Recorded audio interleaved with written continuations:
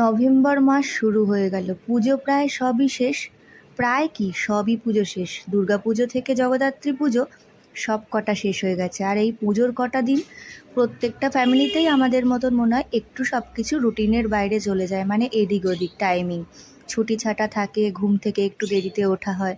আবার এই যে নভেম্বর মাস পড়ে গেল, বাড়ির বাচ্চাদের যেখানে আছে পরীক্ষার শুরু, প্রায় পরীক্ষা সামনে চলেই এসছে। সকালটা সুন্দরভাবে শুরু হয়ে গেছে একই রুটিনে, যেমন আগেটা করতাম। এতদিনও তাই করছিলাম। হালকা হালকা এবার ঠান্ডা পড়ার দিন এসে গেছে। চায়ে একটু আদা দিয়ে দিলাম সকাল সকাল। ওদিকে পুকুর দুধ গরম বসিয়ে দিয়েছি। সকালে ফ্রেশ হয়ে প্রথম কাজই হচ্ছে আমার চা করা। সকালে চাটা শুরু না হলে দিনটা যেন ভালোই যায় না। তোমরা কে কে সকালে চা দিয়ে শুরু করো, তাও আবার দুধ চা?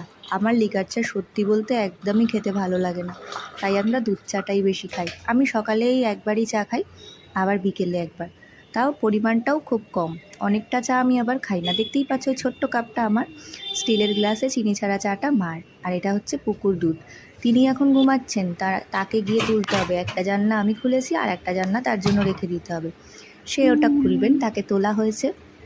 তার আবার স্কুল আছে, এখন তো স্কুল খুলে গেছে। রোজ যদিও পাঠাই না, যেহেতু সামনে পরীক্ষা, কিন্তু মাঝে মাঝে স্কুলে পাঠাতে হয়, ইম্পর্টেন্ট কিছু পড়া দেয়।